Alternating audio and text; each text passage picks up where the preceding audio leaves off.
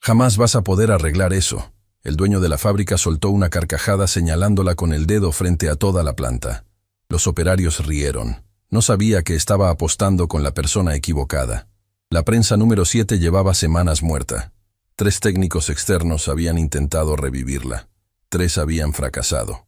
Y ahora una mujer con las manos cubiertas de grasa industrial estaba arrodillada frente al panel de engranajes, mientras el hombre más poderoso de la fábrica la convertía en espectáculo.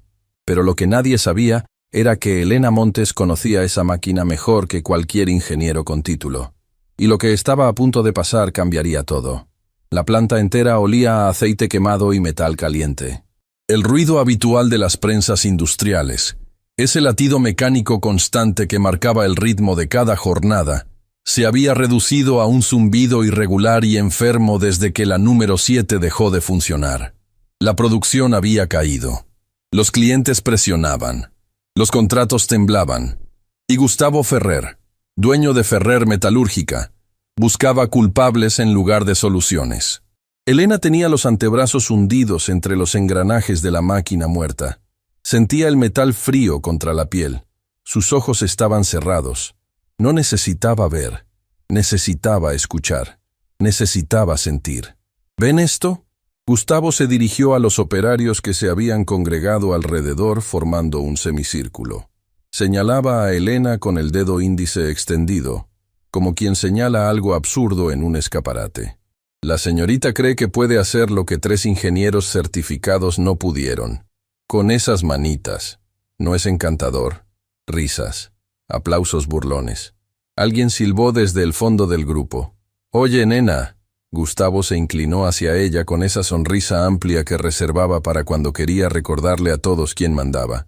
«Te propongo algo delante de todos estos caballeros.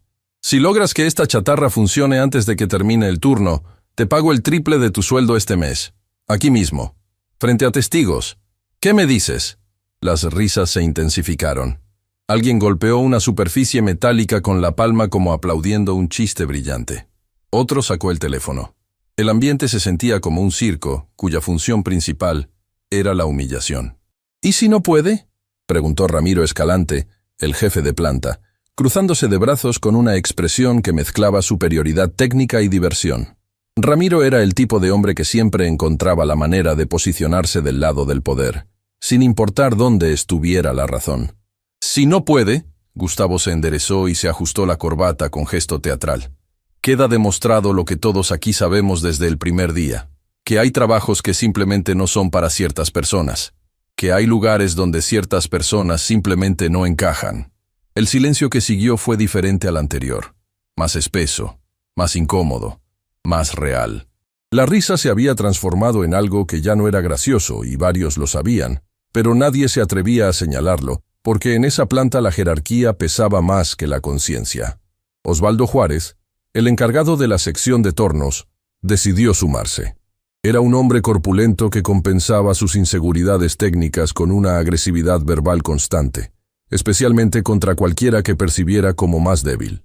«Apúrate, nena», dijo en voz alta para que todos escucharan. «Que tengo una máquina que necesita limpieza cuando termines de jugar a la ingeniera. Deja los fierros para los que saben y agarra el trapo». Nuevas risas, más dispersas pero igual de hirientes.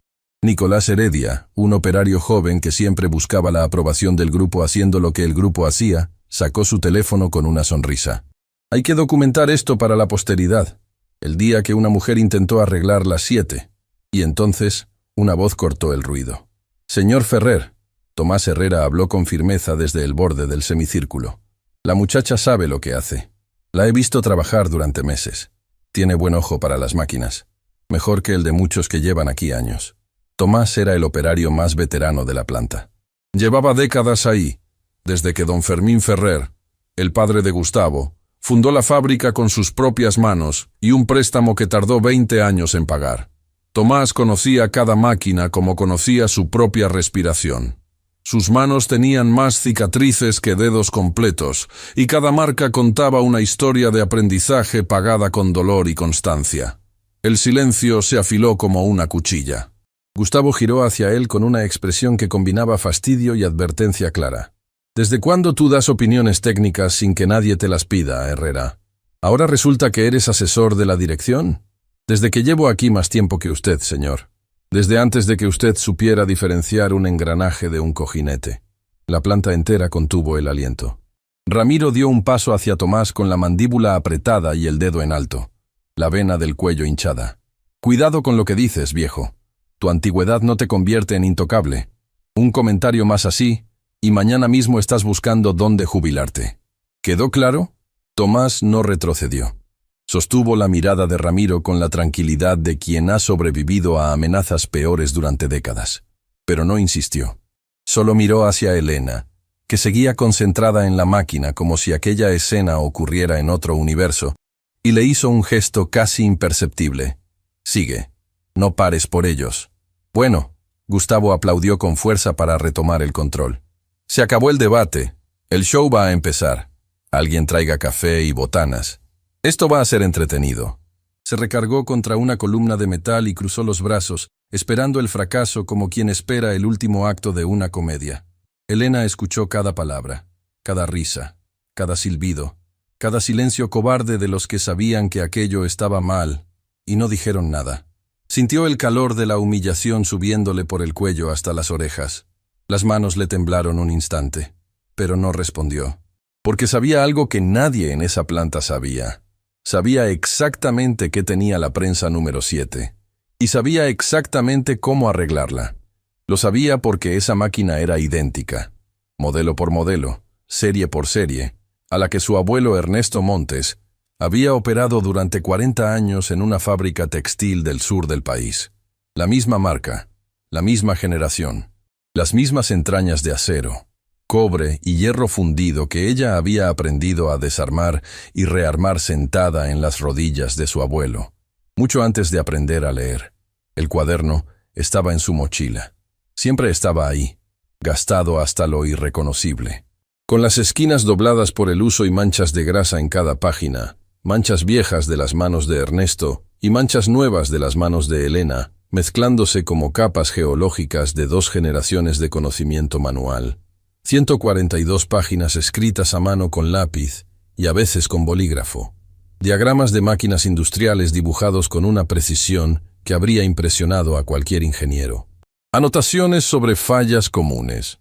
Soluciones que ningún manual incluía, porque venían de la experiencia pura y directa, de miles de horas de escuchar máquinas hablar en su idioma secreto. Elena lo llevaba como un amuleto, como una brújula, como la voz de un hombre que ya no estaba, pero que seguía enseñándole cada vez que abría una página. Nadie en la fábrica lo había visto jamás. Nadie sabía que existía. Elena lo sacaba solamente cuando estaba sola, en su departamento, de noche, con la puerta cerrada. Lo estudiaba como otros estudian textos religiosos, con devoción, con paciencia, con la certeza de que cada página contenía algo que podía salvarla. Había memorizado las primeras 50 páginas. Podía recitar de memoria los diagramas de los modelos más comunes. Pero siempre lo llevaba consigo, porque el cuaderno no era solo información, era compañía. Era la presencia de su abuelo en un mundo donde casi nadie la veía. Elena había llegado a Ferrer Metalúrgica hacía unos meses. Gustavo la contrató a regañadientes, presionado por una normativa de diversidad laboral para el sector industrial. La ubicó en el puesto más bajo disponible, asistente de mantenimiento.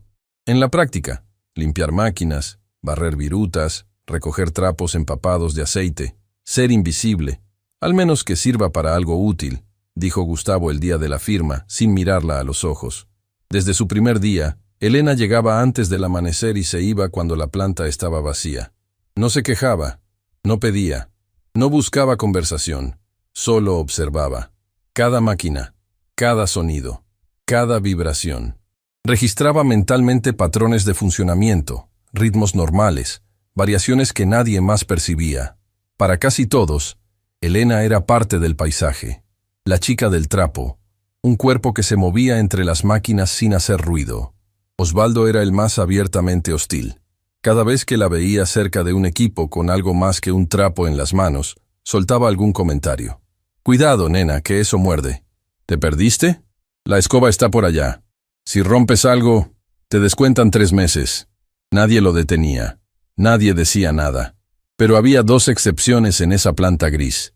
Tomás fue el primero. Un día, semanas después de que Elena empezara, la encontró agachada junto a la prensa número 3. Tenía la oreja pegada al metal, los ojos cerrados, completamente inmóvil, como alguien que reza en un templo de acero. «¿Qué haces?», preguntó con curiosidad. «Escucho». «¿Escuchas qué?». «Un desbalance en el segundo cilindro. Suena diferente cuando gira hacia la izquierda. Un roce sutil.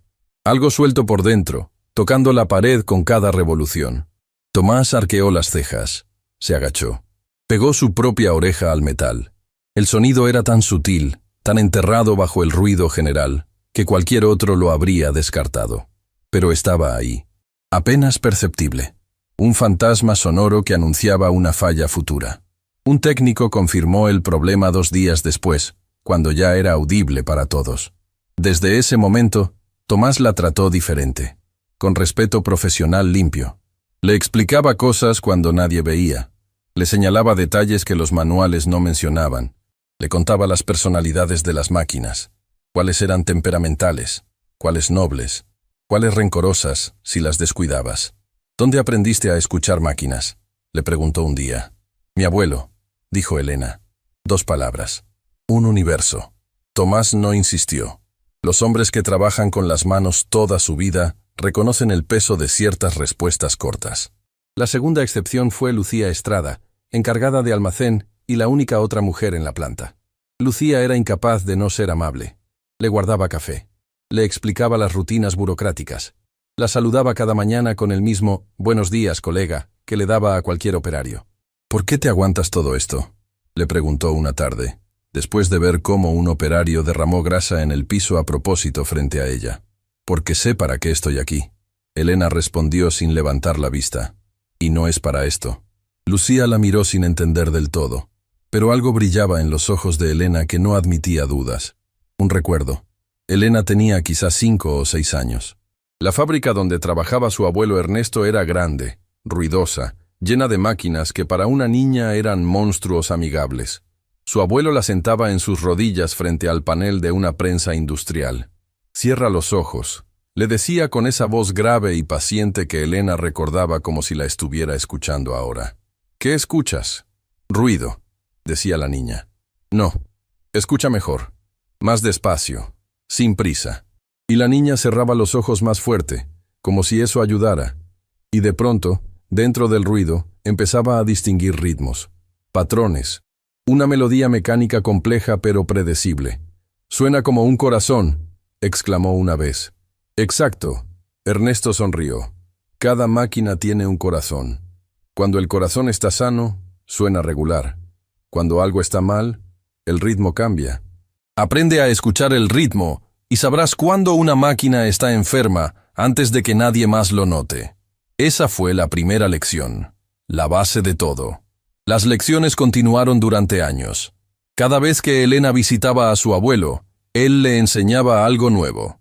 Le mostraba los engranajes, le explicaba los sistemas de lubricación, le hacía dibujar diagramas y luego los corregía con su lápiz gastado.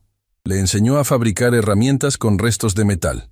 Le contó la historia de cada máquina que había reparado. «¿Y por qué escribes todo en el cuaderno, abuelo?», le preguntó Elena una vez, viéndolo anotar a las 11 de la noche en la mesa de la cocina, después de un turno agotador. Ernesto la miró. Tenía los ojos cansados pero lúcidos, las manos cubiertas de callosidades permanentes. «Porque algún día yo no voy a estar, y lo que sé no debería morirse conmigo.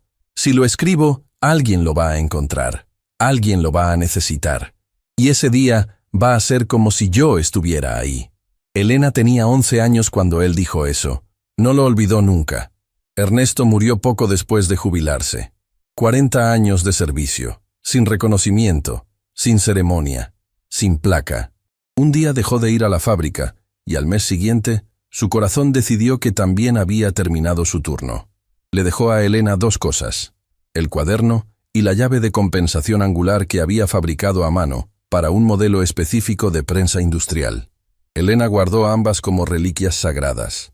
Años después, cuando decidió entrar al mundo industrial, estudió cada página del cuaderno como otros estudian la Biblia o el Corán.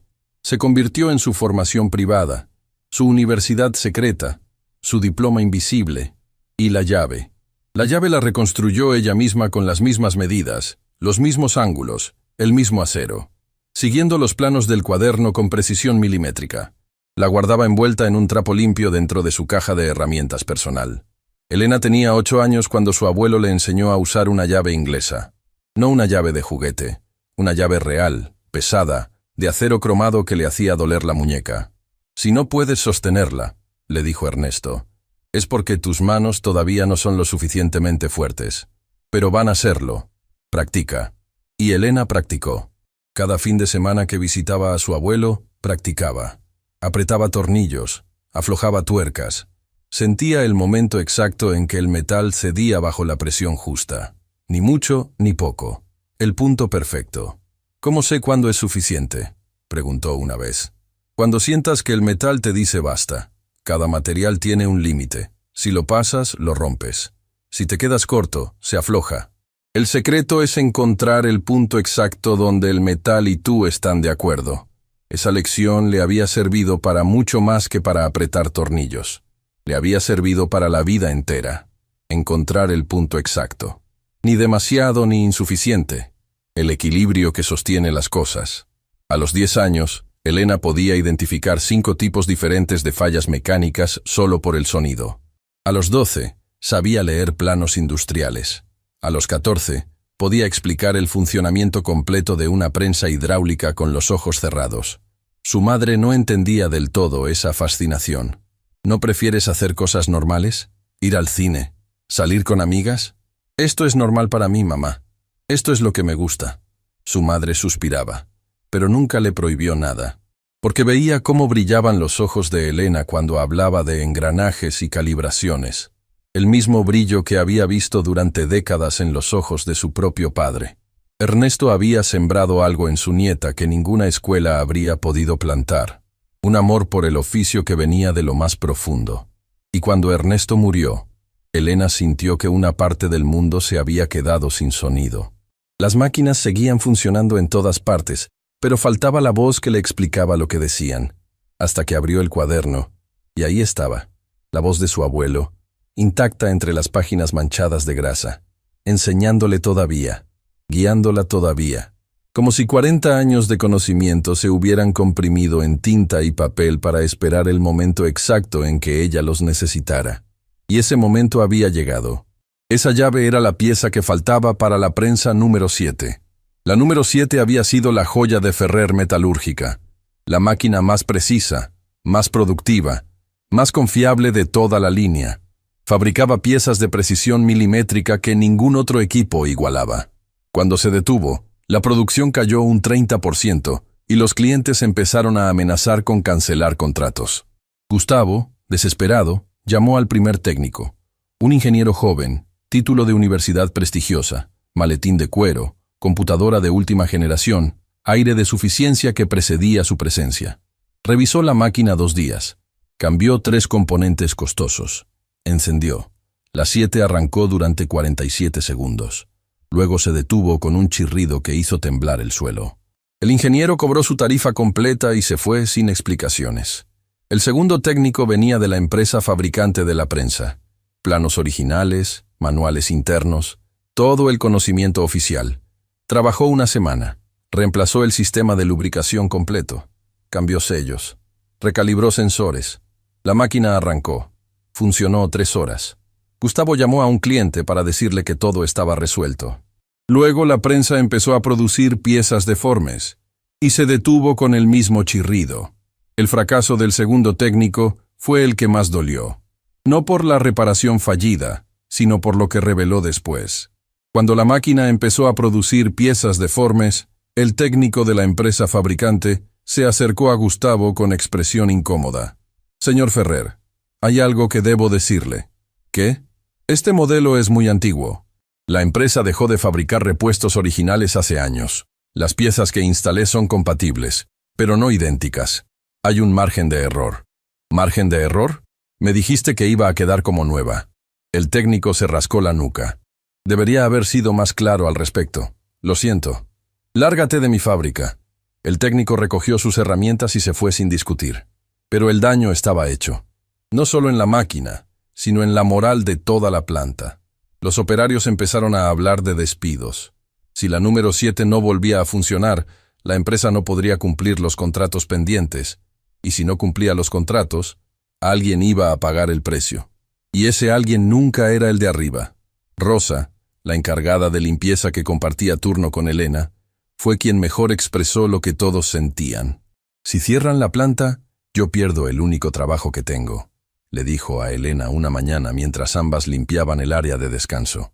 «Mi esposo está enfermo. Mis hijos están en la escuela. No puedo perder esto». Elena la miró. Rosa no sabía que Elena podía reparar la máquina. Nadie lo sabía todavía. Pero en ese momento, Elena sintió que la responsabilidad no era solo suya ni era solo técnica. Era humana. Había familias enteras detrás de cada puesto de trabajo. Familias que dependían de que esa máquina volviera a funcionar. «No van a cerrar», dijo Elena, no como promesa, como decisión. El tercer técnico fue el más caro. Especialista nacional. Equipo de diagnóstico digital que costaba una fortuna. 4 días de sensores, datos, gráficas. Un informe de 40 páginas encuadernado en pasta dura. Conclusión: irreparable. Comprar una nueva. Precio: una cifra que habría requerido un préstamo que la empresa no podía pagar. Pero antes de hablar con Ramiro, Elena necesitaba estar segura. Absolutamente segura. Porque si fallaba, no solo sería su propia humillación, sería la confirmación de todo lo que hombres como Gustavo pensaban, que ella no pertenecía ahí. Y peor aún, cerraría la puerta para cualquier otra mujer que intentara entrar después. Esa noche, en su departamento, abrió el cuaderno de su abuelo y estudió el diagrama durante 3 horas consecutivas. Comparó cada medida con lo que había observado durante el día. Calculó el grado de desalineamiento basándose en el patrón de las piezas deformes que la máquina había producido. Cada pieza deformada contaba una historia. La dirección de la deformación indicaba hacia dónde estaba desviado el eje. El grado de la deformación indicaba cuánto. Su abuelo lo había explicado en la página 41. La pieza deforme es el mensaje que la máquina te envía. Aprende a leerlo y sabrás exactamente qué ajustar. Elena leyó el mensaje, y el mensaje era claro. A las 2 de la mañana, sentada en el suelo de su departamento con el cuaderno abierto y una taza de café frío, Elena supo con certeza absoluta que podía reparar la prensa número 7. No creía, no sospechaba, sabía. La certeza le vino como un escalofrío que le recorrió la espalda, como si su abuelo, desde algún lugar, le hubiera puesto la mano en el hombro y le hubiera dicho: «Tú puedes. Ve». Al día siguiente se acercó a Ramiro. Fue entonces cuando Elena se acercó a Ramiro en el pasillo. «Yo puedo arreglarla. Sé cuál es el problema». Ramiro la miró como si un extintor le hubiera dirigido la palabra. Se rió camino a la oficina de Gustavo. Y Gustavo decidió convertirlo en show. Que lo intente frente a todos. Va a ser la mejor diversión del año. Así fue como Elena terminó arrodillada frente a la prensa número 7, con 30 personas esperando un fracaso, con el cuaderno de su abuelo en la mochila, con la llave angular envuelta en un trapo, y con la certeza silenciosa de quien sabe exactamente lo que tiene entre manos. Elena trabajaba en un silencio que era todo menos vacío. Era el silencio de alguien que sabe exactamente lo que está haciendo y no necesita anunciarlo. El silencio de las manos de su abuelo moviéndose dentro de ella. Sus dedos recorrían los dientes de los engranajes con precisión quirúrgica. Tocaba cada pieza como quien lee braille tallado en acero. Aquí un tornillo con una holgura invisible para cualquier ojo pero perceptible para yemas entrenadas durante años. Allí una muesca de desgaste tan fina que solo el tacto más delicado podía detectarla. Más abajo, en un ángulo casi imposible de alcanzar, una acumulación de residuos metálicos microscópicos que ninguno de los 3 técnicos había encontrado, porque ninguno se había arrodillado lo suficiente para llegar hasta ahí, porque ninguno creyó que la respuesta estuviera tan profundo. Sacó el cuaderno de su mochila. Lo abrió con el cuidado de quien maneja un manuscrito antiguo. Pasó páginas hasta encontrar una marcada con una esquina doblada hacia adentro. Un diagrama que su abuelo había dibujado con lápiz, sentado en la mesa de su cocina. El sistema de compensación de presión del modelo exacto de prensa industrial que tenía frente a ella. Los ingenieros modernos no conocían ese sistema. La empresa fabricante lo había eliminado de los manuales actualizados cuando lanzó las versiones posteriores del modelo. Lo declararon obsoleto, un vestigio mecánico. Borraron toda referencia como si nunca hubiera existido. Pero las máquinas antiguas, como la prensa número 7, todavía lo llevaban dentro, instalado en las profundidades del mecanismo, funcionando en silencio durante décadas. Un fantasma mecánico olvidado por todos, excepto por Ernesto Montes, que lo documentó con la paciencia de un monje copiando escrituras sagradas. Y ese sistema fantasma era el origen de toda la falla. No era una pieza rota, no era un componente quemado, era un desalineamiento microscópico de menos de 10 grados en el eje de compensación. Acumulado durante meses de operación continua, ese desalineamiento diminuto había generado un desfase progresivo en toda la cadena de transmisión, como una vértebra desalineada que con el tiempo paraliza todo el cuerpo. Los 3 técnicos habían visto los síntomas y habían tratado los síntomas. Habían cambiado piezas buenas, habían reemplazado sistemas que funcionaban correctamente. Habían gastado una fortuna atacando el lugar equivocado, como médicos que operan el brazo cuando el problema está en la columna. Elena veía la causa. Y la causa tenía solución. Pero necesitaba la llave. ¿Qué es eso? Tomás se acercó discretamente mientras ella desenvolvía la herramienta de su caja personal. Los demás estaban demasiado ocupados comentando entre ellos y esperando el espectáculo del fracaso. Llave de compensación angular. Elena respondió sin levantar la vista. Mi abuelo la diseñó para este modelo de prensa. Tomás examinó la herramienta con ojos de experto. Una barra de acero con 3 ángulos diferentes en su extremo, formando una geometría que permitía acceder a un punto mecánico al que ninguna herramienta comercial llegaba. Simple en apariencia, genial en concepción. Tu abuelo era un genio, era un operario, como usted. Trabajó 40 años sin que nadie le preguntara nunca lo que sabía. Murió sin saber que esto. Levantó la llave. Iba a salvar una máquina que él nunca conoció. ¿Necesitas ayuda? Necesito que sostenga la placa de protección del cilindro secundario. Es trabajo de 4 manos. Tomás no dudó. Se arrodilló junto a ella sobre el concreto frío de la planta. Sin importarle que Gustavo lo viera, sin importarle que Ramiro cumpliera su amenaza, sin importarle que sus rodillas protestaran con cada segundo sobre el suelo duro, se arrodilló porque era lo correcto, porque en décadas de oficio había aprendido que el talento no pide permiso y que a veces la persona indicada para resolver un problema es la última que el mundo miraría. Lucía se acercó desde el almacén con 2 vasos de agua. No dijo nada. Los dejó al alcance de ambos. Un gesto mínimo. Pero en ese contexto, donde la mayoría elegía la distancia o la burla, acercar 2 vasos de agua era un acto de valentía silenciosa. El trabajo era lento, meticuloso, cada movimiento calculado. Elena consultaba el cuaderno con frecuencia, verificando cada paso contra los diagramas de su abuelo.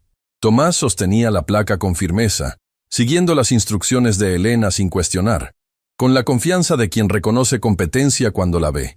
Pasaron 40 minutos, 1 hora. Los operarios empezaban a aburrirse. Algunos volvieron a sus estaciones. Otros seguían mirando pero ya sin la expectativa festiva del principio. El espectáculo que Gustavo había prometido se estaba convirtiendo en algo tedioso. Pero entonces Elena cometió el error. Llevaba casi 2 horas de trabajo. El turno estaba por terminar. La presión era insoportable. Las miradas de los que quedaban le pesaban en la espalda. El reloj de pared avanzaba con crueldad. Y la risa de Gustavo, aunque ya apagada, seguía vibrando en las paredes de metal de su cabeza como un eco que no moría. En un momento de impaciencia, de puro orgullo herido que le nubló la disciplina aprendida, decidió saltarse un paso del procedimiento. Un paso que su abuelo había marcado en el cuaderno con letras subrayadas 3 veces y un signo de exclamación doble. Verificar la alineación del segundo cilindro antes de ajustar el eje principal. Siempre, sin excepciones. Lo sabía. Sabía que debía hacerlo primero. Podía escuchar la voz de su abuelo en su memoria repitiendo esa instrucción con su tono paciente pero inquebrantable. Nunca te saltes la verificación. Nunca. No importa la prisa. No importa la presión. El metal no perdona atajos, pero la presión, las miradas, el reloj, la apuesta, la vergüenza acumulada. Ajustó el eje principal directamente, sin verificar el cilindro. La máquina emitió un sonido, no catastrófico, pero malo. Un gemido metálico grave que Elena reconoció inmediatamente porque su abuelo lo había descrito con exactitud en la página 37. Sonido de eje forzado sin alineación previa. Causa: torsión asimétrica. Solución: deshacer, alinear, reiniciar. Había trabado el eje en una posición intermedia. Tenía que deshacer todo el ajuste, realinear el cilindro secundario desde cero y volver a empezar ese tramo completo del procedimiento.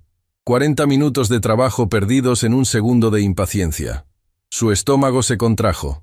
Sintió el calor de la vergüenza y la frustración subiéndole desde el centro del pecho hasta las sienes. No por la burla de los demás, por haberse traicionado a sí misma. Por haber traicionado la disciplina que su abuelo le enseñó con años de paciencia. ¿Está bien?, Tomás preguntó en voz baja, notando cómo las manos de Elena se habían detenido y su respiración se había acelerado. Cometí un error, admitió sin excusas, sin buscar un culpable exterior. Me salté un paso. Tengo que rehacer el último ajuste completo. Tomás la miró, no con decepción, no con lástima, con comprensión profesional. La comprensión de alguien que ha cometido errores suficientes para saber que reconocerlos rápido es la única forma de corregirlos a tiempo.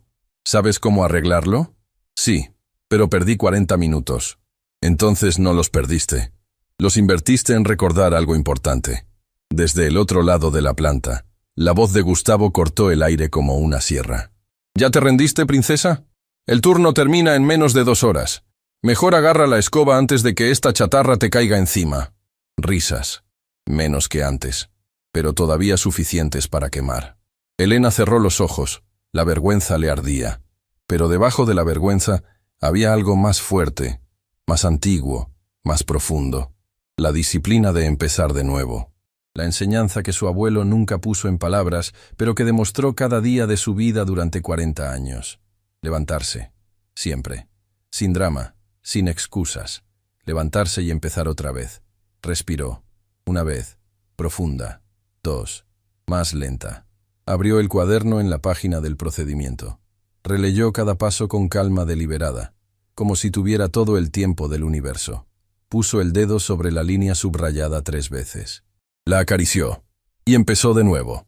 Esta vez sin atajos. Sin prisa. Sin orgullo interfiriendo. Verificó la alineación del segundo cilindro. La midió con los dedos. Corrigió medio grado. Verificó. Corrigió una fracción más. Verificó por tercera vez. Exactamente como indicaban las anotaciones. Luego, con la llave angular de su abuelo, giró el eje de compensación exactamente 7 grados y medio en sentido contrario a las agujas del reloj. 7 grados y medio. La medida que Ernesto Montes calculó a mano. Sin computadoras. Sin software, solo con 40 años de experiencia y con esa certeza que el mundo llama intuición, pero que en realidad se llama maestría. Listo, susurró. Tomás retiró la placa. Elena se incorporó lentamente, rodillas crujiendo, hombros ardiendo, manos cubiertas de grasa hasta los codos, uñas negras de residuos, pero los ojos encendidos con una luz que no venía del esfuerzo, sino de la certeza absoluta. Se dirigió al panel de control. La planta se había paralizado otra vez. Los que se habían ido a sus estaciones volvieron al escuchar el silencio. 30 personas. Semicírculo. Testigos involuntarios de algo que todavía no sabían qué era. Gustavo junto a Ramiro. Brazos cruzados. Sonrisa todavía en su lugar, pero con fisuras visibles. Lucía en la puerta del almacén. Nudillos blancos de tanto apretar. Tomás junto al panel de diagnóstico, listo para leer cada indicador. Elena puso la mano en el interruptor de encendido. El metal del interruptor estaba frío bajo su palma. Pensó en su abuelo. En sus manos enormes y callosas guiando las suyas, pequeñas y torpes, sobre los controles de una máquina cuando ella apenas alcanzaba el panel poniéndose de puntillas. Pensó en las noches de escritura en la mesa de la cocina, en el café frío, en el lápiz gastado, en la promesa silenciosa que le hizo cuando él murió, que todo lo que le enseñó no iba a ser en vano. No iba a ser en vano. El momento, las manos, el sudor, el silencio. 30 respiraciones contenidas. Elena giró el interruptor. La prensa número 7 cobró vida. No con violencia, no con chirrido, no con el gemido agónico de los intentos anteriores. Con un ronroneo. Suave, constante, profundo, perfecto. Como si la máquina hubiera estado dormida y alguien la hubiera despertado con la gentileza exacta que necesitaba. Los engranajes giraban en sincronía absoluta. El pistón se movía con fluidez de respiración tranquila. El sistema de compensación fantasma, ese mecanismo que ningún ingeniero moderno conocía, funcionaba exactamente como Ernesto Montes lo documentó décadas atrás. El silencio se rompió con un sonido colectivo que no tenía nombre. Asombro, incredulidad, vergüenza, bocas abiertas, ojos enormes, manos que no sabían qué hacer. Tomás verificó el panel. Presión, perfecta. Temperatura, estable. Vibración, óptima. Rendimiento, superior al nominal. Los parámetros están perfectos, anunció en voz alta para que cada persona escuchara. Todos. Esta máquina funciona mejor que antes de descomponerse, mejor que cuando era nueva. Un murmullo recorrió el semicírculo. Operarios que habían reído se miraban entre sí con expresiones que no podían ocultar. Vergüenza mezclada con admiración a regañadientes. Gustavo no se había movido. Sonrisa desaparecida. Expresión de desconcierto total. La cara de un hombre cuya versión del mundo acaba de derrumbarse frente a testigos. «Eso es imposible», murmuró. Pero la máquina estaba ahí, ronroneando. Pieza perfecta tras pieza perfecta. Ramiro intentó recuperar terreno. Se acercó a la máquina. Tomó las piezas que salían. Las midió con calibrador digital. 1, 5, 10, 15. Todas perfectas. Varias más precisas que el estándar. «Es temporal», dijo sin convicción. «Se detendrá otra vez». «No se va a detener», Elena respondió con calma. El problema era el eje de compensación de presión. Un sistema que la empresa fabricante borró de sus manuales pero que esta máquina todavía tiene. Un desalineamiento de 7 grados acumulado durante meses. Los técnicos anteriores cambiaron piezas que funcionaban. La falla era de calibración, no de componentes. ¿Y tú cómo sabes todo eso? Porque conozco esta máquina. Conozco su historia completa. Conozco hasta el sistema que sus propios creadores decidieron olvidar. Levantó el cuaderno. 142 páginas. Todo lo que mi abuelo Ernesto aprendió en 40 años de trabajo. Cada falla, cada solución, cada truco que ningún manual incluye porque nació de la experiencia, no del laboratorio. El cuaderno pasó de mano en mano. Los operarios lo hojeaban con una reverencia que habría sido impensable 2 horas antes. Diagramas perfectos dibujados con lápiz, anotaciones en los márgenes, correcciones. La obra de una vida entera. «Esto es extraordinario», murmuró Patricio, técnico interno. «Hay soluciones aquí para problemas que llevo años viendo sin saber cómo abordar. Porque nadie le preguntó a mi abuelo», Elena dijo. 40 años. Cientos de máquinas reparadas, pero sin título. Así que nadie lo consideró una fuente válida. Lo que vino después ocurrió en 3 etapas, que los operarios recordarían como el día que todo cambió. Primera etapa. Negación. Bueno, seamos justos. Gustavo se separó de la columna y se aflojó la corbata. Los técnicos anteriores ya habían hecho la mayor parte del diagnóstico. Eliminaron posibilidades. Ella simplemente llegó al final y dio el último ajuste. Un remate. Los técnicos cambiaron piezas que no necesitaban cambio. Tomás contradijo con voz inamovible. Ella identificó la falla real en un sistema que ninguno de ellos sabía que existía. Yo estuve a su lado cada segundo. Vi cada paso. Tú eres operario, Herrera. Tu opinión técnica tiene límites. Soy operario, igual que el abuelo de ella. Y ese cuaderno tiene más conocimiento útil que los 3 informes que usted pagó juntos. Gustavo buscó apoyo en Ramiro, pero Ramiro leía datos en la pantalla. Señor Ferrer, Ramiro habló sin despegar los ojos de los números. La máquina produce al 105% de su capacidad nominal. Ningún técnico logró eso. Nunca. Segunda etapa. Defensa. De acuerdo. Gustavo cambió de tono. Más conciliador. Buen trabajo. Mérito donde hay mérito.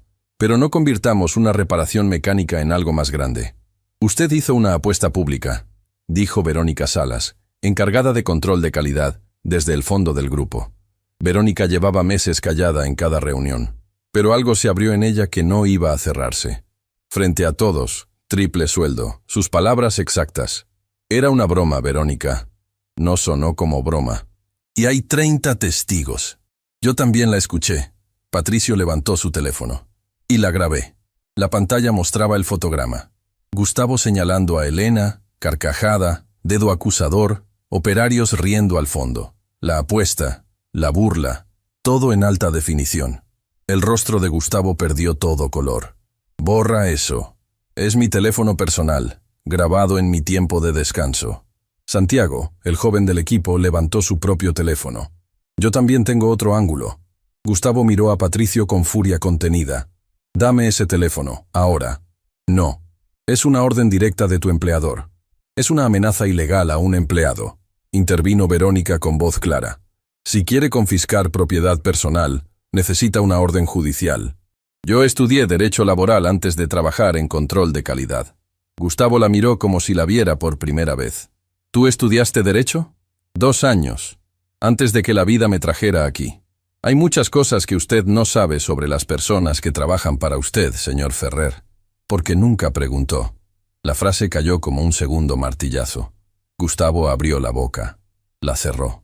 La abrió de nuevo. Nada salió. Tomás dio un paso al frente. Señor Ferrer, con todo respeto, ya basta. La máquina funciona. Elena demostró lo que dijo. Usted hizo una promesa frente a testigos. Lo que pase ahora con esa promesa va a decir más sobre usted que cualquier informe de 40 páginas. Ramiro, para sorpresa de todos, asintió. Herrera tiene razón. Esto ya no es sobre la máquina. Es sobre qué tipo de empresa somos. Tercera etapa. Colapso. Gustavo miró alrededor. 30 rostros. Y por primera vez, ninguno desvió la mirada. Osvaldo miraba el suelo. Nicolás apretaba los puños dentro de los bolsillos. Hasta el operario más nuevo sostenía la mirada de Gustavo, con algo que parecía nueva determinación. Señor Ferrer, Elena habló con serenidad. No me importa el dinero. Vine porque esa máquina necesitaba ser reparada y yo sabía cómo. Entonces, ¿qué quieres? Quiero hacer mi trabajo, sin que se burlen de mí, sin que me llamen princesa, sin que me asignen a limpiar máquinas que puedo reparar. Eso es todo. La simplicidad devastó más que cualquier exigencia. No pidió ascenso, no pidió venganza, pidió lo mínimo, lo que debería haber sido obvio desde el primer día. Y entonces, Ramiro habló. Elena tiene razón. Todas las cabezas giraron. Yo también me burlé. Y estaba equivocado. Trajimos 3 técnicos y gastamos una fortuna. La persona que resolvió el problema estaba aquí adentro limpiando las máquinas que podía reparar. Nicolás se acercó a Elena. Lo del silbido estuvo mal. No tengo excusa. Gracias por decirlo. Osvaldo vino después. No habló. Extendió la mano. Elena la estrechó. Verónica se acercó. Debí haber hablado antes. No solo hoy. Todos los días que te vi llegar a limpiar. Lo siento. Lucía lloraba desde la puerta del almacén. No de tristeza. De algo más complejo. Alivio. Validación. Esperanza. Santiago se acercó último. Grabé toda la reparación. ¿Puedo subirlo? Elena miró a Tomás. Tomás asintió. Miró el cuaderno. Luego asintió. El video llegó a internet esa misma noche. Santiago lo subió sin editar. Sin filtros. Sin producción. Sin música. La realidad cruda. Una mujer arrodillada trabajando con precisión absoluta mientras su jefe se reía de ella. La señalaba con el dedo y apostaba a su fracaso frente a 30 personas. Y después, el momento exacto en que la máquina cobró vida y el silencio sepultó las carcajadas como tierra sobre un fuego. En las primeras horas, unos pocos cientos de reproducciones. Para la mañana siguiente, miles. Al mediodía, cientos de miles. En la noche, más de 1 millón. La curva ascendente no mostraba señales de detenerse. El algoritmo había encontrado algo que los algoritmos adoran. Injusticia visible, seguida de justicia inesperada. Los comentarios se multiplicaban sin control posible. Cada plataforma, cada idioma, cada rincón de Internet donde alguien hubiera sentido alguna vez que lo subestimaban. Ingenieros identificaban la técnica de Elena y señalaban el procedimiento de compensación angular como un conocimiento industrial perdido. Publicaban análisis técnicos del cuaderno de Ernesto que aparecía brevemente en el video. Mujeres en oficios técnicos e industriales compartían sus propias historias de menosprecio y burla. La soldadora, a quien le decían que las chispas eran para hombres. La mecánica, a quien los clientes pedían hablar con alguien de verdad. La ingeniera, a quien mandaban a tomar notas en cada reunión. Profesores de universidades técnicas pedían acceso al cuaderno para estudiarlo formalmente. Un catedrático publicó un hilo detallado explicando que el conocimiento de Ernesto representaba lo que la academia llamaba expertise tácito. Saber que no puede transmitirse mediante manuales porque solo se adquiere con experiencia directa. Y la pregunta que aparecía en cada plataforma, en cada comentario, en cada reenvío: ¿quién es el hombre que se ríe señalando con el dedo? No tardaron en identificarlo. Gustavo Ferrer. Ferrer Metalúrgica. Su nombre, su empresa, su historial de contratos públicos, sus redes sociales que antes mostraban fotos de éxito empresarial, ahora eran campo de batalla. Clientes de la empresa empezaron a recibir presión de sus propios públicos. Una cadena automotriz importante anunció que reevaluaría su relación comercial con proveedores cuyos valores no se alinean con los nuestros. Una asociación de industriales publicó un comunicado sobre igualdad y respeto en el sector metalúrgico. Un periódico de circulación nacional contactó a Elena para una entrevista exclusiva. El impacto del video fue más profundo de lo que los números mostraban.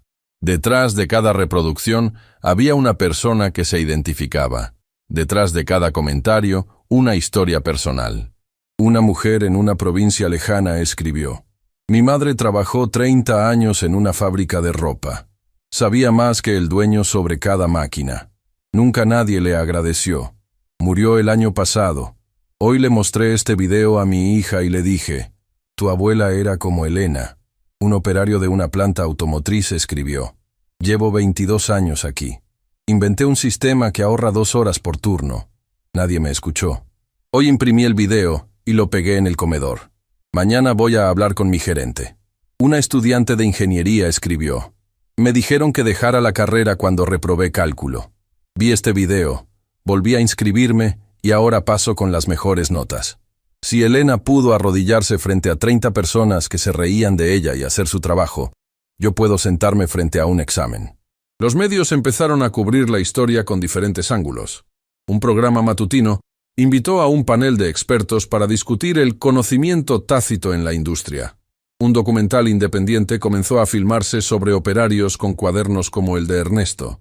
Una revista de negocios publicó un artículo titulado «El cuaderno de Ernesto, lo que los MBA no enseñan». Pero la historia que más impactó a Elena no fue ninguna de esas. Fue un mensaje privado que recibió una semana después del video.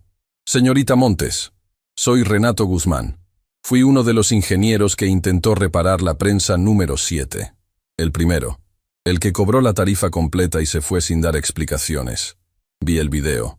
Vi cómo usted resolvió en horas lo que yo no pude resolver en días. Necesito que sepa que no me fui por incompetencia. Me fui por vergüenza. Sabía que algo más estaba mal, pero no supe identificarlo. Y en lugar de admitirlo, cobré, escribí un informe vago y me fui. Quiero disculparme. No con usted porque no la conocía entonces. Conmigo mismo. Porque me enseñaron que un título vale más que la honestidad. Y eso es mentira». Elena leyó el mensaje 3 veces. Luego respondió: «Señor Guzmán, gracias por escribir esto. No le guardo ningún resentimiento. Usted hizo lo que le enseñaron a hacer. Confiar en los instrumentos, seguir los protocolos, presentar un informe técnico. El problema no es usted. El problema es un sistema que decidió que ciertos conocimientos no valen porque vienen de las manos equivocadas. El primer paso para arreglar algo, sea una máquina o sea una persona, es admitir que está roto. Usted acaba de dar ese paso, y eso vale más que cualquier tarifa que haya cobrado». Renato nunca respondió, pero meses después, Elena supo por un colega que el ingeniero había empezado a incluir en sus diagnósticos una fase nueva: entrevistar a los operarios veteranos de cada planta antes de conectar un solo sensor. «A veces la respuesta no está en los datos», les decía a sus clientes. «Está en la persona que lleva 30 años mirando la máquina». Dentro de la fábrica, El ambiente era irrespirable.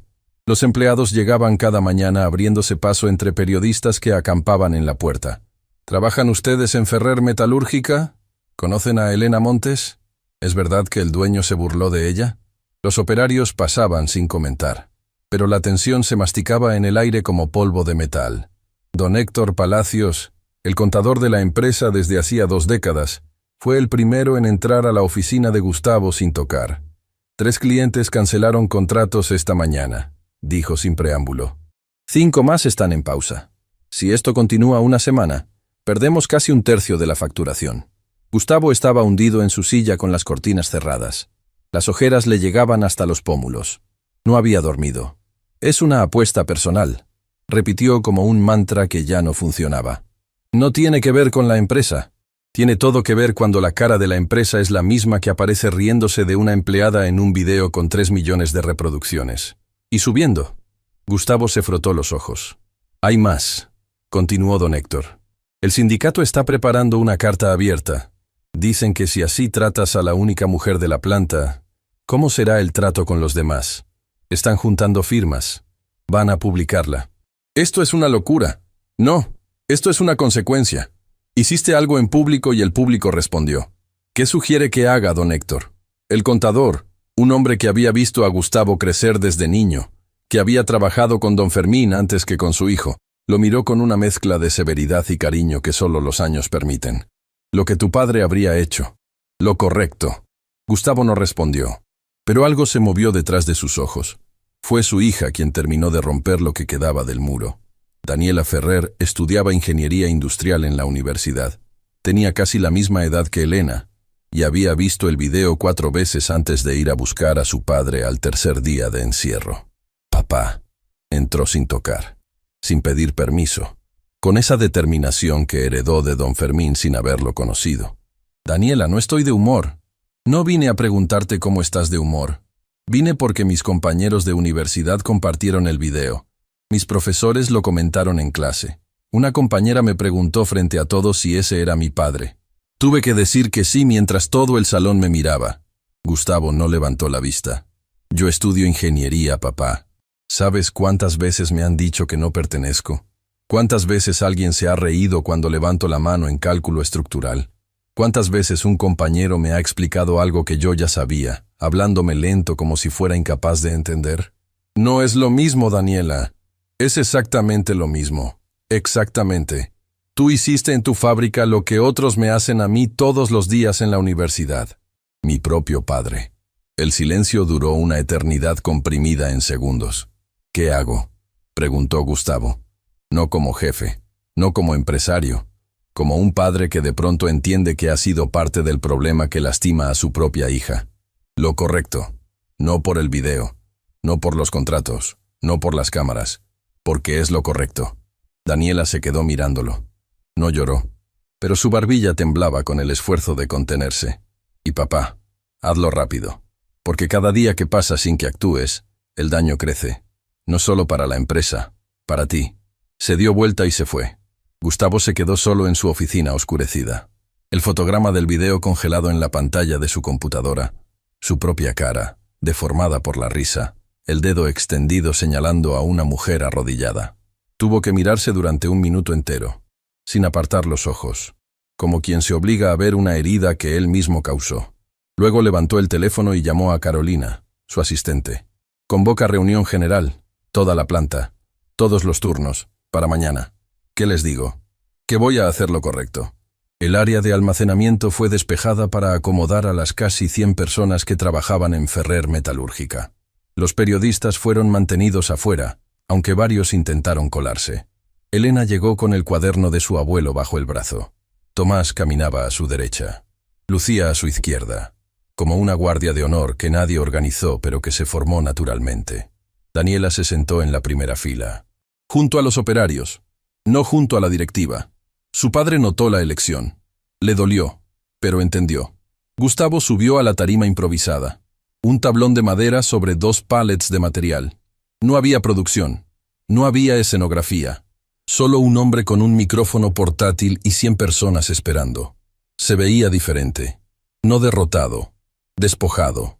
como alguien a quien le quitaron una máscara que llevaba tanto tiempo puesta que había olvidado cómo se sentía su propia cara al aire libre. Hace unos días, comenzó, la voz ligeramente temblorosa a través del micrófono.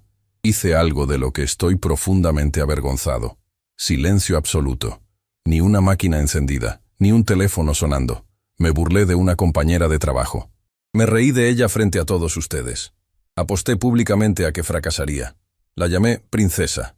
La señalé con el dedo como si fuera un chiste. Y lo hice por una razón que no tiene justificación de ningún tipo. Porque era una mujer haciendo un trabajo que yo, en mi arrogancia, consideraba exclusivo de hombres. Pausa larga. 100 personas inmóviles. Pero eso no fue lo peor. Lo peor fue lo que esa burla reveló sobre mí como persona. Que durante años he dirigido esta fábrica mirando títulos y credenciales en lugar de mirar personas. He sido completamente ciego al talento que tenía frente a mis ojos. Todos los días. Cada turno. Miró a Elena. Elena Montes reparó una máquina que 3 ingenieros certificados declararon irreparable. Lo hizo con un cuaderno escrito a mano por su abuelo, un operario sin diploma que trabajó 40 años sin un solo reconocimiento, y lo hizo mientras yo me reía de ella. Su voz se quebró. No la disfrazó. Tragó. Continuó. Le debo una disculpa a Elena, pero también les debo una disculpa a todos ustedes. Porque si fui capaz de subestimar a alguien así de talentosa, ¿a cuántos de ustedes he ignorado durante años? ¿Cuántos de ustedes saben cosas que nunca les pregunté? ¿Cuántas ideas murieron en esta planta porque yo creía que solo los títulos importaban? Giró hacia Tomás. Tomás Herrera fue la única persona que tuvo el valor de defender a Elena cuando todos los demás callaron, incluyéndome a mí, que debía haber sido el primero en escucharla. Y en vez de escucharlo, lo amenacé. Tomás, gracias por tener más coraje que tu jefe. Gracias por recordarnos a todos que la lealtad verdadera es hacia lo que está bien, no hacia quien tiene el puesto más alto. Tomás asintió desde su lugar, los ojos brillantes. Gracias también a Lucía Estrada, Gustavo la buscó con la mirada, que trató a Elena como colega desde el primer día, cuando casi nadie más lo hacía, que le llevó café y la saludó cada mañana cuando el resto la trataba como parte del mobiliario. Lucía se tapó la boca con la mano, las lágrimas corrían libres. Y gracias a mi hija Daniela, su voz bajó medio tono, que me obligó a mirarme en un espejo que yo había evitado durante años, que me hizo entender que el mismo prejuicio que yo ejercía aquí, ella lo sufre todos los días en su universidad.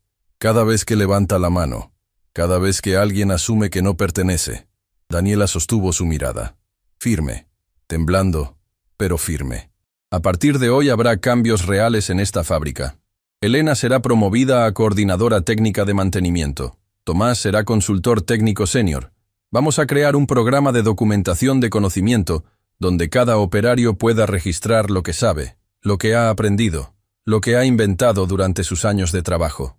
Porque el conocimiento no debería morirse cuando alguien se jubila.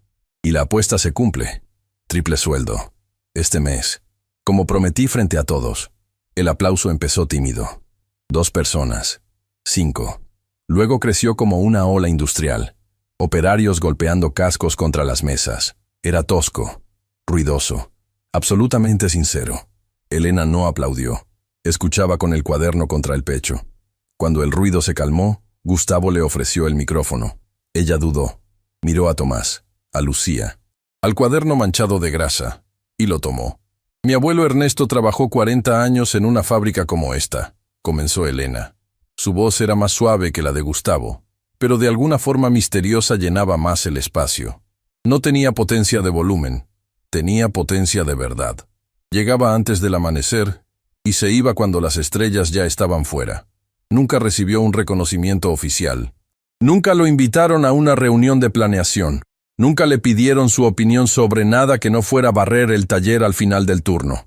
Levantó el cuaderno para que las 100 personas lo vieran. Esto lo escribió durante noches enteras, después de turnos de 12 horas, sentado en la mesa de su cocina con un café que se enfriaba sin que él lo notara y un lápiz gastado hasta el muñón. Lo escribió con las mismas manos que habían trabajado el metal todo el día. Manos que temblaban de cansancio, pero que todavía tenían fuerza para trazar diagramas con precisión milimétrica. El silencio era total.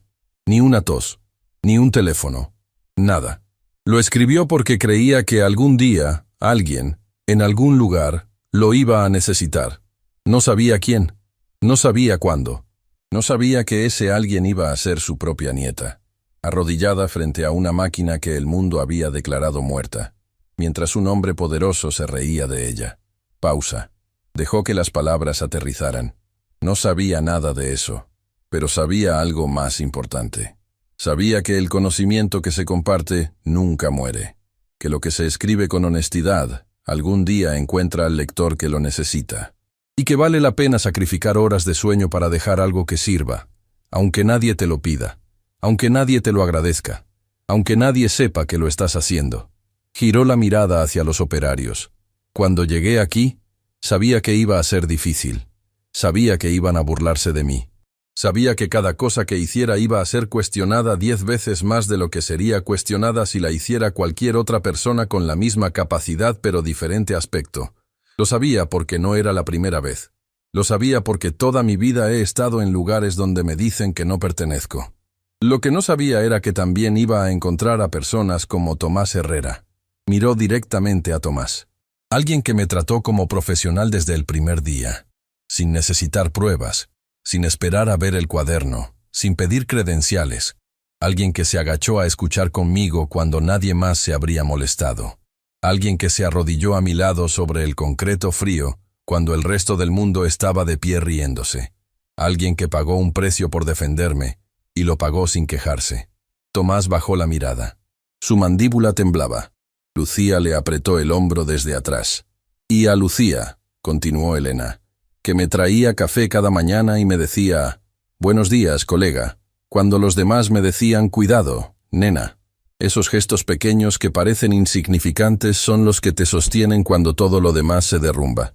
Lucía me recordó cada día que yo era una persona, no un trapo con patas. Lucía soltó una carcajada entre lágrimas. Varios operarios sonrieron. Era el primer momento de ligereza en una hora de tensión. «Y quiero decirle algo al señor Ferrer», Elena giró hacia Gustavo. Algo que probablemente no espera escuchar. Gustavo la miraba con una expresión de vulnerabilidad total, sin defensas, sin máscara, solo un hombre esperando un veredicto. «Gracias». La palabra cayó como una piedra en agua quieta. Onda tras onda de sorpresa recorriendo la sala.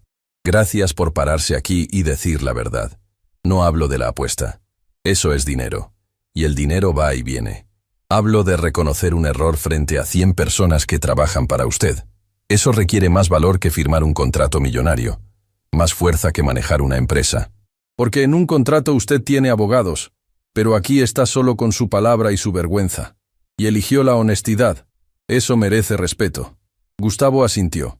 Sus ojos estaban húmedos. No intentó disimularlo. «Ahora quiero hablarles a 2 grupos de personas que están aquí». Elena continuó mirando a la audiencia completa. «Primero, a todos los que alguna vez fueron subestimados. Por cómo se ven, por su puesto, por no tener el título correcto, por su género, por su origen, por cualquier razón que no tiene absolutamente nada que ver con lo que son capaces de hacer». Se detuvo. Dejó que cada persona en esa categoría se reconociera en el silencio. No dejen que la opinión de otros les dicte cuánto valen. Su valor no depende de quién los mira ni de lo que ese alguien decide ver. Su valor se construye con las manos, con el trabajo honesto de cada día, con la verdad que llevan dentro aunque el mundo se niegue a escucharla. Y eso nadie puede quitárselos. Nadie. Ni el jefe más poderoso, ni la burla más cruel. Porque lo que eres de verdad no cambia porque alguien decida no verlo. Segundo, a los que subestiman, a los que ríen, a los que señalan, a los que deciden quién vale y quién no, con una mirada rápida y un prejuicio antiguo. Su voz no era acusatoria, era precisa, como la llave angular de su abuelo, diseñada para llegar a un punto que otras herramientas no alcanzan. Tengan cuidado, no porque vayan a ser grabados en un video viral, no porque vayan a perder contratos, sino porque cada vez que ignoran a alguien por prejuicio, se están perdiendo algo que podría ser extraordinario. Cada persona que pasa frente a ustedes sin que la miren, es una biblioteca que no abren, un cuaderno que no leen, una máquina que dejan morir por no preguntar a la persona correcta. Y esa pérdida no se repara cambiando una pieza. Levantó el cuaderno una última vez. Mi abuelo nunca tocó la prensa número 7. Nunca pisó esta fábrica. Nunca supo que su nieta iba a arrodillarse frente a una máquina mientras un hombre poderoso se reía de ella. Pero me preparó para ese momento. Con cada página, con cada noche de escritura, con cada diagrama dibujado con paciencia infinita, me preparó sin saberlo. Y eso es lo que hacemos los que amamos nuestro oficio. Construimos puentes entre lo que sabemos y lo que otros van a necesitar. Aunque no estemos ahí para verlos cruzar. El silencio duró 3 segundos exactos. 3 segundos que pesaron como 3 horas. Luego el aplauso. No cortés, no protocolario, visceral. Operarios golpeando manos abiertas con fuerza bruta. Técnicos de pie. Ramiro aplaudiendo con una intensidad que intentaba compensar meses enteros de arrogancia. Daniela aplaudiendo con los ojos cerrados. Tomás de pie, sin aplaudir, pero con los ojos tan brillantes que su mirada era un aplauso en sí misma. El aplauso duró más de lo que Elena podía procesar. Se bajó de la tarima con las piernas temblando y Tomás le ofreció el brazo sin decir nada. Ella lo tomó. Se sostuvieron mutuamente durante unos pasos. Lucía los esperaba con un abrazo que los envolvió a los 3. Esa noche, Elena estaba sola en su departamento. Pequeño. Una habitación, una cocina, un baño, una foto de su abuelo Ernesto en la mesa junto a la ventana. En la foto, Ernesto estaba frente a una máquina industrial en su antigua fábrica, sonriendo, con las manos cubiertas de grasa, iguales a las de ella. Llamó a su madre. «Mamá, mi amor, ¿estás bien? He estado viendo todo en internet. Estoy temblando desde hace días. Estoy bien. Quería contarte». El cuaderno del abuelo funcionó. Reparé la máquina que 3 ingenieros no pudieron reparar. Con sus diagramas, con su llave, con todo lo que él me enseñó. Silencio. Luego un sollozo que se liberó despacio, como agua contenida durante demasiado tiempo. «Él estaría tan orgulloso de ti», su madre dijo con voz temblorosa. «No de mí, mamá, de lo que estamos construyendo. Ya empezamos un programa para que los operarios documenten su conocimiento. 70 personas se inscribieron el primer día. 70. Gente que lleva décadas sabiendo cosas extraordinarias que nunca nadie les preguntó. Tu abuelo siempre quiso eso. Que lo escucharan. Que los escucharan a todos». Lloraron juntas. No de tristeza. De ese alivio profundo que llega cuando algo roto durante mucho tiempo finalmente empieza a sanar. Cuando una herida de décadas comienza a cicatrizar. «Mamá, hay algo más». «¿Qué, mi amor?» «Hoy, cuando hablé frente a toda la fábrica, sentí al abuelo conmigo. No como un recuerdo, como una presencia. Como si estuviera parado a mi lado, con sus manos manchadas de grasa, diciéndome: «Sigue, nena, sigue». Su madre no pudo responder durante 1 minuto entero. Solo su respiración entrecortada cruzando la distancia. «Él está», dijo finalmente. «En el cuaderno, en tus manos, en cada máquina que escuches. Él está». Colgaron. Elena se quedó mirando la foto. El cuaderno abierto junto a ella. Las páginas manchadas de grasa brillando bajo la lámpara. Como si Ernesto hubiera dejado un poco de luz entre cada línea. Las semanas que siguieron transformaron Ferrer Metalúrgica de maneras que nadie habría predicho. El programa de documentación de conocimiento que Gustavo anunció en la reunión creció más rápido de lo que cualquier plan empresarial habría proyectado. No fue la empresa la que lo impulsó. Fueron los propios operarios. La primera persona en registrarse fue Miguel Paredes, tornero veterano con más arrugas en las manos que en la cara. Llegó al día siguiente de la reunión con un cuaderno propio. No tan elaborado como el de Ernesto. Más desordenado. Con dibujos menos precisos y letra más grande. Pero lleno de conocimiento real. «Tengo un método de calibración que reduce tiempos de preparación un 40%, le dijo a Elena mientras le entregaba el cuaderno. «Lo desarrollé hace años. Nunca lo mencioné. ¿Por qué no?» Miguel se encogió de hombros. Un gesto que contenía décadas de resignación. Cada vez que sugería algo, la respuesta era siempre la misma: «Hazlo como dice el manual».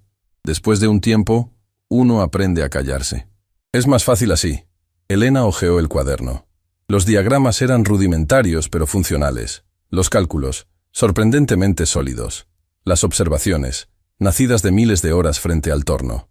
Esto es valioso, Miguel. Muy valioso. ¿De verdad? De verdad. El viejo tornero se frotó los ojos con el dorso de la mano. 32 años trabajando aquí. Y es la primera vez que alguien me dice eso.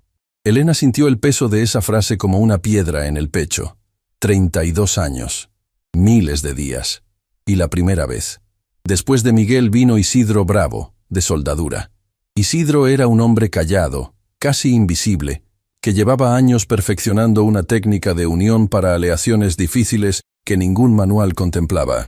La había desarrollado por prueba y error, quemándose las manos docenas de veces, ajustando temperaturas y ángulos grado por grado hasta encontrar la combinación perfecta. «Funciona», dijo simplemente al presentar su documentación. «Llevo 15 años usándola». Los ingenieros de la empresa fabricante del equipo de soldadura estudiaron la técnica de Isidro durante una semana. La conclusión los dejó asombrados. Era una innovación real. La validaron, la sistematizaron y la incorporaron a sus recomendaciones oficiales como Método Bravo, con nombre y apellido.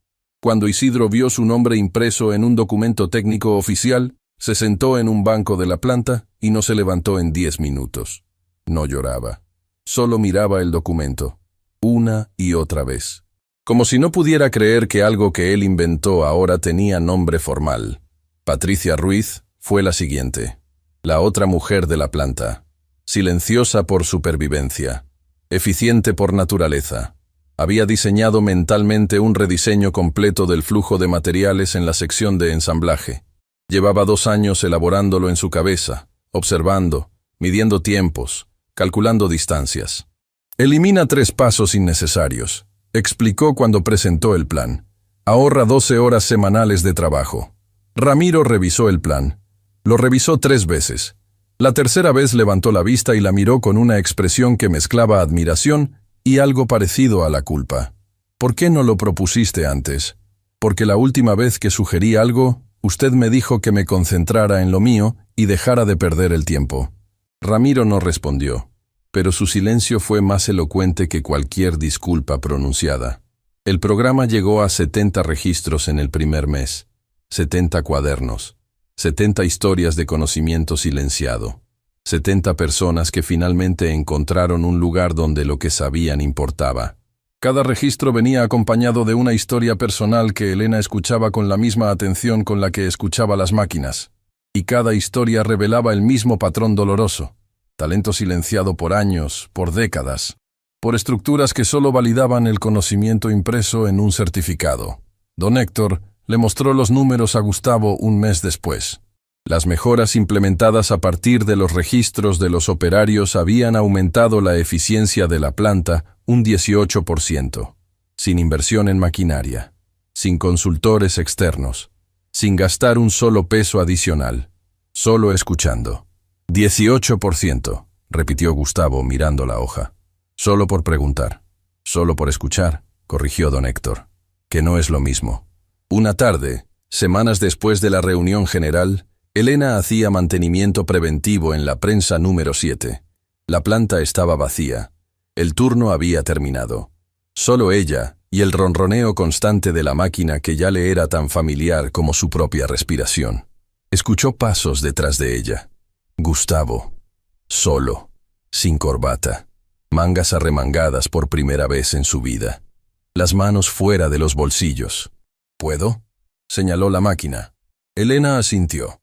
Gustavo se acercó, puso la mano abierta sobre el metal caliente, cerró los ojos. Sintió la vibración recorrerle la palma, subir por el brazo, instalarse en algún lugar del pecho. Mi padre construyó esta fábrica con sus propias manos, dijo en voz baja. Don Fermín Ferrer. Todo el mundo lo conocía así. Llegaba antes que todos y se iba después que todos. Sabía cómo funcionaba cada máquina. Podía escucharlas como tú las escuchas. Se ensuciaba las manos todos los días aunque fuera el dueño. Hizo una pausa. Su mano seguía sobre el metal. Yo no heredé eso. Yo heredé los números, las negociaciones, los contratos. Me alejé del piso de la planta porque pensé que eso era progresar. Olvidé que todo, absolutamente todo lo que esta empresa produce, empieza aquí. En el metal, en las manos, en el sonido de estas máquinas. Elena no dijo nada, solo escuchó. como escuchaba los engranajes. Tu abuelo y mi padre se habrían entendido perfectamente. Gustavo continuó sin abrir los ojos. Dos hombres de otra época que sabían que el valor de una persona está en lo que hace, no en lo que dice que puede hacer. Probablemente. Abrió los ojos. La miró. Lamento lo que hice, Elena. Y no lo digo por el video.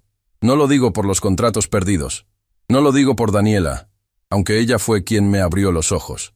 Lo digo porque estuvo mal. Simplemente mal. No hay contexto que lo justifique. Lo sé. ¿Me crees?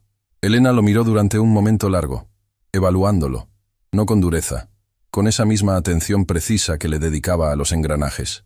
Creo que está aprendiendo, dijo finalmente.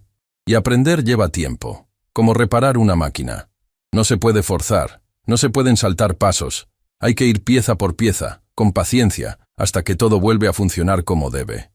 Una sonrisa apareció en el rostro de Gustavo. No la sonrisa de poder que Elena conocía.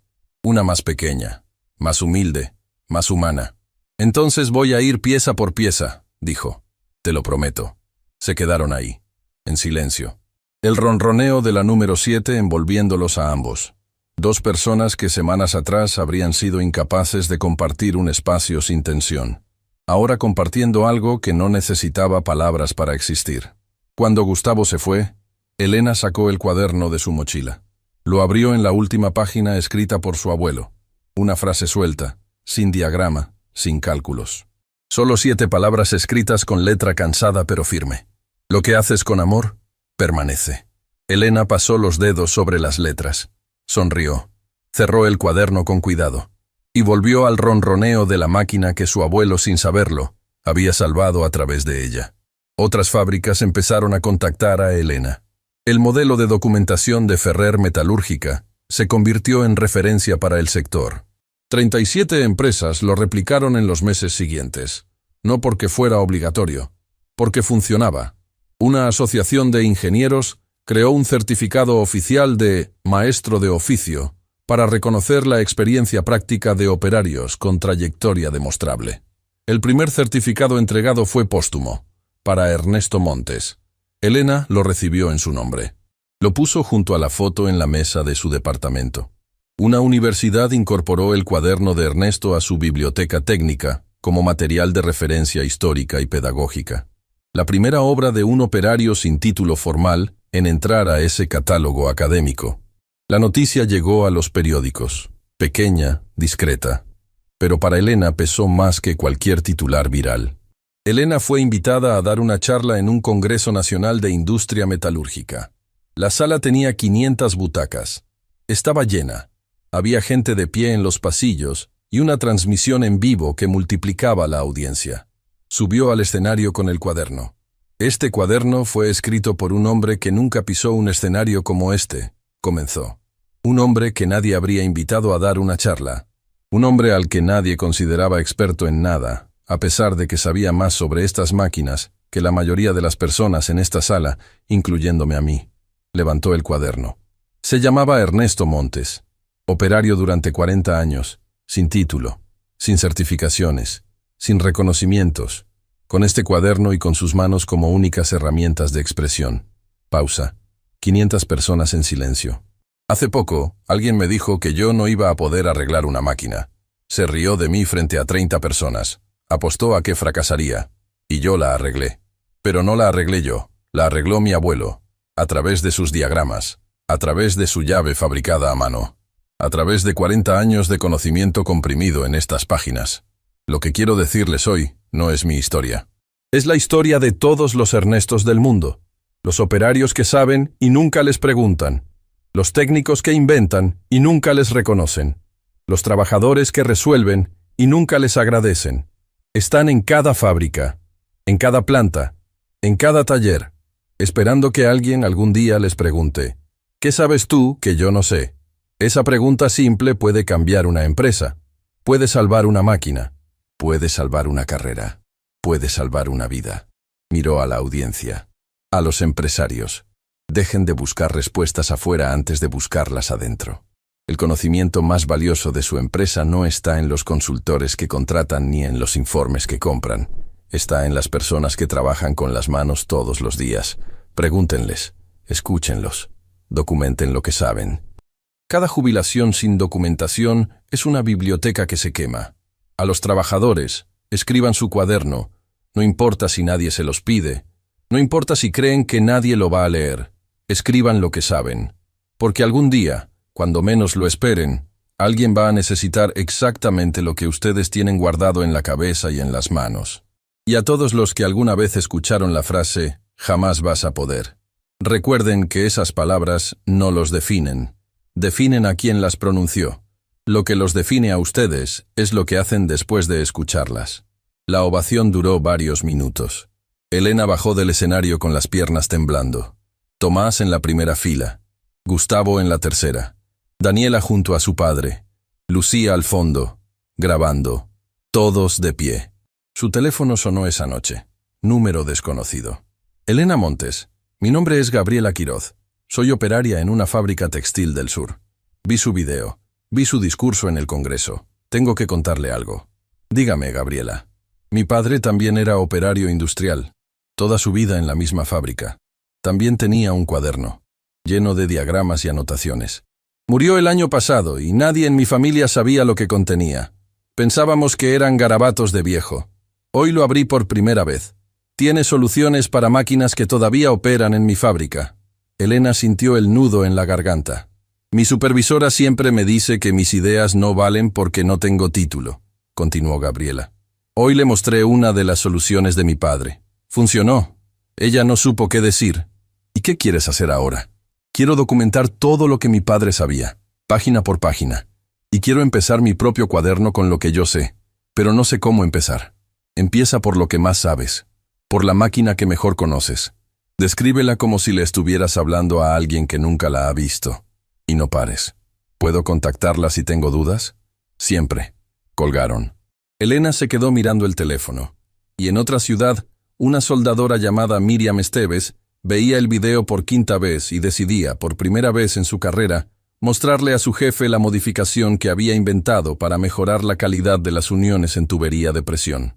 Una modificación que llevaba 3 años usando en secreto, porque cada vez que sugería algo, le decían que así no se hace.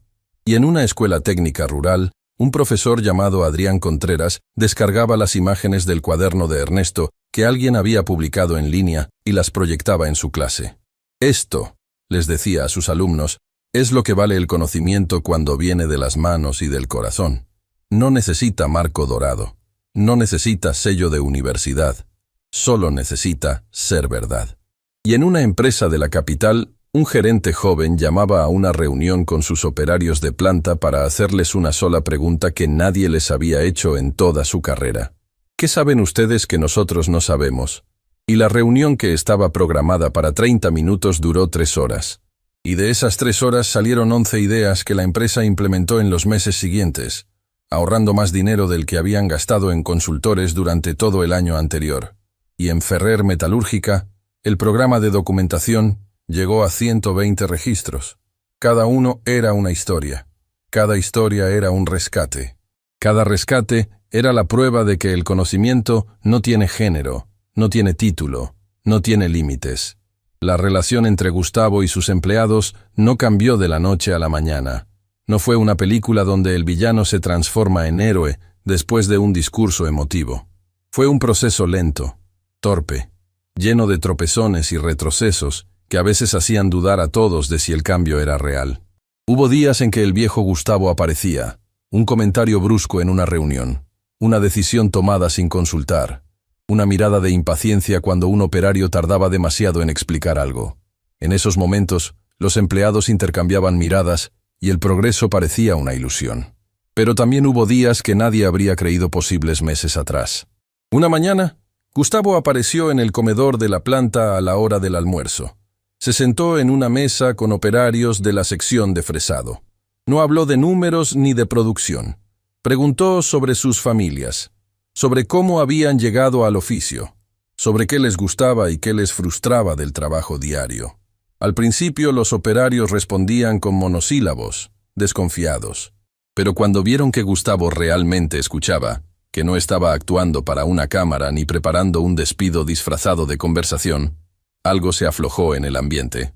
Mi padre era carpintero, le contó Federico, un operario de mediana edad. Me enseñó que la madera te habla si la escuchas. Cuando vine a trabajar con metal, descubrí que el metal también habla, solo que más fuerte. ¿Y qué te dice el metal últimamente?, preguntó Gustavo. Federico lo miró sorprendido. Nadie le había hecho esa pregunta nunca. Me dice que la fresa del sector 3 necesita un cambio de rodamientos. Vibra diferente desde hace 2 semanas. Gustavo anotó. Al día siguiente mandó revisar la fresa. Federico tenía razón. Los rodamientos estaban al límite de su vida útil. Si hubieran fallado durante operación, habrían dañado piezas por un valor considerable. ¿Cómo supiste?, le preguntó Gustavo a Federico después. Lo escuché. Igual que Elena escucha. Gustavo se quedó en silencio un momento. Luego dijo algo que Federico contaría durante años. Llevo más de 1 década dirigiendo esta fábrica, y soy el único que no sabe escuchar las máquinas. Eso va a cambiar.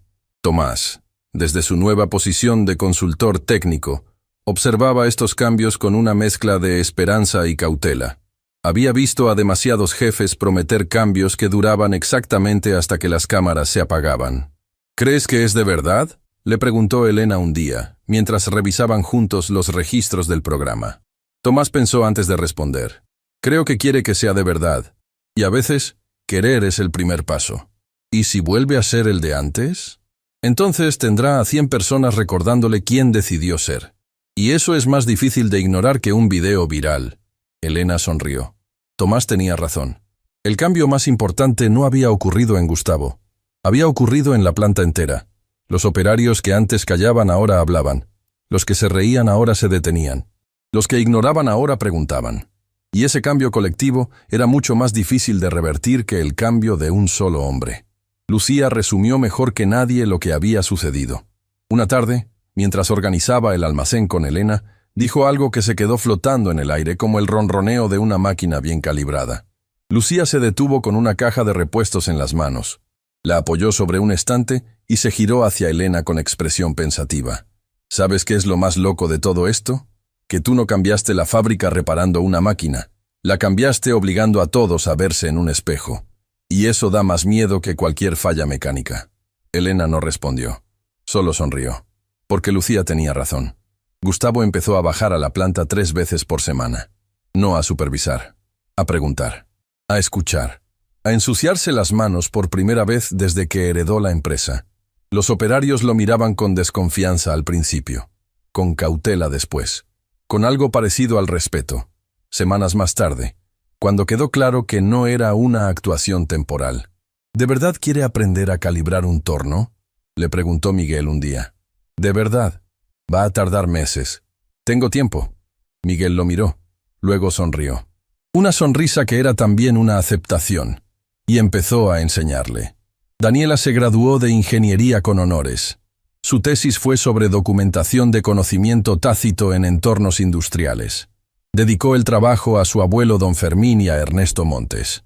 2 hombres que nunca se conocieron pero que compartieron la misma verdad, escribió en la dedicatoria. Pidió hacer sus prácticas profesionales en la planta de su padre, no en las oficinas ejecutivas donde habría estado cómoda. En la planta, junto a las máquinas, junto a Elena. Quiero aprender a escuchar las máquinas, le dijo a Elena el primer día, con ese mismo fuego en los ojos que su padre había perdido durante años y apenas empezaba a recuperar. Entonces cierra los ojos, respondió Elena. No pienses, no analices, solo escucha. Daniela cerró los ojos frente a la prensa número 7. El ronroneo constante la envolvió como un abrazo mecánico. Sintió la vibración a través de las suelas de sus botas industriales nuevas, a través del suelo, a través del aire. Suena como un corazón, dijo con expresión de asombro. Elena sonrió. Sintió un escalofrío recorrerle la espalda. Las mismas palabras exactas que ella había dicho a los 5 años, sentada en las rodillas de su abuelo Ernesto. Las mismas palabras, la misma revelación, como si el conocimiento tuviera su propio camino y encontrara siempre, generación tras generación, la misma puerta de entrada. El ciclo continuaba. El conocimiento se transmitía, de manos a manos, de oreja a oreja, de cuaderno a cuaderno, de un abuelo operario a su nieta. de una mujer con las manos cubiertas de grasa a la hija de quien se había reído de ella. Los puentes más improbables eran siempre los más fuertes. Una tarde, Elena encontró una nota doblada dentro de su casillero de la planta. Letra desconocida, tinta azul, papel arrancado de un cuaderno de cuadrícula, de esos que se usan en los talleres para anotar medidas y cálculos. Gracias por recordarme por qué elegí este oficio. Llevo aquí 14 años y lo había olvidado. Ayer mi hija me preguntó qué hago en el trabajo, y por primera vez pude decirle algo más que opero una máquina. Le expliqué cómo funciona el torno. Le dibujé un engranaje. Sus ojos se iluminaron igual que los míos cuando empecé. Ya empecé mi cuaderno. Apenas tiene 3 páginas, pero es mío. FR. No sabía quién era FR. Nunca lo averiguó. No intentó averiguarlo. Lo que importaba era que alguien, en algún lugar de esa planta, estaba escribiendo, estaba documentando, estaba dejando constancia de lo que sabía para que alguien, algún día, lo encontrara y lo necesitara. Igual que Ernesto. El efecto dominó no se detenía. Cada semana llegaban noticias de algún lugar donde la historia de Elena y el cuaderno de Ernesto habían encendido algo. En una mina del norte, un grupo de operarios presentó formalmente ante la gerencia un documento colectivo con 200 mejoras operativas que habían acumulado durante años sin atreverse a mencionar. La gerencia implementó 143. La productividad aumentó un 22% en un trimestre. En una escuela técnica de una ciudad pequeña, una profesora creó una asignatura llamada Conocimiento Tácito Industrial, donde los alumnos debían entrevistar a operarios retirados y documentar sus métodos. El primer semestre produjo 15 cuadernos, el segundo, 32. En una empresa de manufactura, un gerente joven eliminó la política de sugerencias anónimas y la reemplazó por reuniones mensuales donde cada operario tenía 10 minutos garantizados para hablar. Las primeras reuniones fueron incómodas, silencios largos, miradas al suelo. Pero al tercer mes, los operarios empezaron a hablar. Y una vez que empezaron, no pararon. Un periodista calculó que las mejoras implementadas, a partir de conocimiento operario, documentado en las empresas que adoptaron el modelo, habían generado ahorros equivalentes a miles de millones en su conjunto. No era un número oficial ni verificable. Pero el punto no eran los números. El punto era que escuchar a las personas que hacen el trabajo con las manos produce resultados que ningún consultor externo puede replicar, porque el conocimiento que nace de la experiencia tiene algo que el conocimiento teórico no tiene. Está probado. Cada día, durante años, en condiciones reales, no en un laboratorio controlado, no en una simulación computarizada. En el metal caliente y el aceite quemado y el ruido ensordecedor de una planta real donde las cosas fallan de verdad y las soluciones tienen que funcionar de verdad. Elena lo sabía, Tomás lo sabía, Miguel, Isidro, Patricia, Federico, Gabriela, Miriam y los cientos de operarios que empezaban a escribir sus propios cuadernos lo sabían. Y lentamente, día a día, el mundo empezaba a escuchar lo que ellos siempre habían sabido, que la experiencia es una forma de genialidad que no necesita diploma para existir. Que las manos que trabajan saben cosas que las manos que firman no imaginan. Y que a veces, solo a veces, basta con que una persona se arrodille frente a una máquina muerta, con un cuaderno heredado y una llave fabricada a mano, para que el mundo recuerde algo que nunca debió olvidar. La prensa número 7 nunca volvió a detenerse. Funcionaba cada turno, cada día, con ese ronroneo perfecto que era la mejor música que Elena había escuchado en su vida. Y cada pieza perfecta que producía, hora tras hora, turno tras turno, llevaba invisible pero indeleble la firma de un operario que creyó que escribir lo que sabía valía la pena. Un operario que nunca conoció esa máquina, que nunca pisó esa fábrica, que nunca escuchó los aplausos, ni vio las lágrimas, ni supo que su cuaderno manchado de grasa iba a cambiar la vida de su nieta, y a través de ella, la vida de cientos de personas que él jamás imaginó. Pero lo supo, de alguna forma misteriosa, lo supo, porque solo alguien que sabe que su conocimiento importa, se sienta cada noche a escribirlo con manos cansadas y un lápiz gastado. Solo alguien que confía en el futuro deja semillas en páginas manchadas de grasa. Y esas semillas, plantadas en silencio durante 40 años, habían florecido finalmente. No en un jardín, en una fábrica, que es donde siempre debieron florecer. Le dijeron que jamás podría, pero la máquina cobró vida y no se detuvo jamás.